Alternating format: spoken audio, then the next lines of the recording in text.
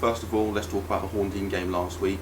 How do you think that went? I know we spoke about it after the game, but just your general thoughts on how that game and the first 2 weeks of pre-season have gone.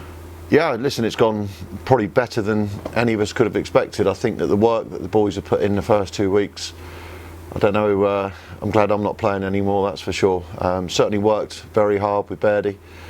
I thought the initial framework of the team, you saw that come out on Saturday quite well. Against a decent Horndean side, I thought it was a really decent day. I thought it was nice to see a lot of our supporters come and watch. And like I said before, I think Horndean put on a really good day for us.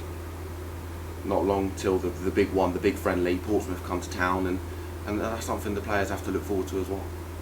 Yeah, it's like, listen, it's our absolute prestige friendly. I think it's a friendly that's been going for about 15, if not 20 years now. And you know, traditionally there's 3,000 to 4,000 that come to the game.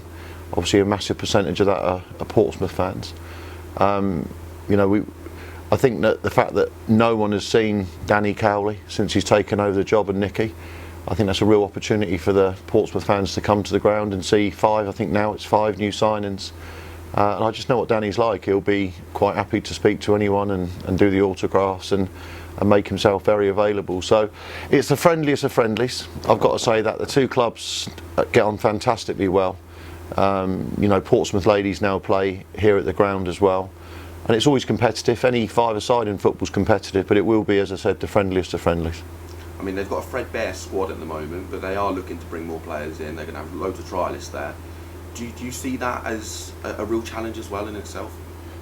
No, not really. I mean, listen, there's no points on this game. Both managers will be looking just to get out of the game with no injuries. That's always the first thing. The second thing is, have our initial thoughts got across to the players in the 45 minutes and then the next 45? I spoke to Danny this morning. You know, he's very complimentary about the club, and they're bringing a very, very strong team down. It's their first team, and you know that'll be the team in the first 45 minutes. And I think we'll see potential new signings coming on in the second half that he wants to have a look at. So, you know, from our point of view, it's going to be a really good game.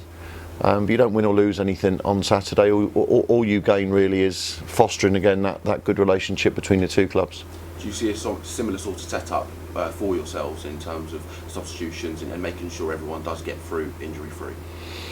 Yeah, I mean, obviously, we've got a relatively small squad at the moment. You know, we've got no knocks at the moment. So, yeah, I mean, 1 or 2, unfortunately, would have to go as far as playing maybe 90 minutes, which isn't ideal. But we're a non-league club, and, you know, you get on with that. But, yeah, I mean, we'll probably go for 60 minutes and then give other players 30 minutes. And there'll be 1 or 2 that have to do 90. We saw in the Horndean game that Paul Rooney actually slotted in at centre half. Is that a position where you see him playing more regularly, or was that just a one-off? No, Roons is very aware of what we want from him, which is he's one of the midfield players at this football club to get into that centre midfield slot. But bearing in mind, you know, we've been playing a back 3 as well. Roons is by nature a centre half, so it gives me the 4 centre half if we pick up an injury or loss of form. Also, Michael Green can play as a left-sided centre half, and so can George McLennan, and Jake McCarthy can play right-side centre half. So, you know, we've got midfielders in there that can do both jobs, and that's quite important when we brought the players in, knowing that, you know, that they were going to be flexible and happy to be flexible. But I've had a long chat with Rooney before he signed, and one of the things I said to him is I do feel that we could progress his career quicker as a good midfield player. Well, it's not just going to be a special game on Saturday, we've also got the special one on Sunday now. Is football coming home? Well, I was at Wembley last night. Atmosphere is something else. I've never been at a football match with that type of atmosphere before. I do rate the Italians. I think it's going to be a tight game.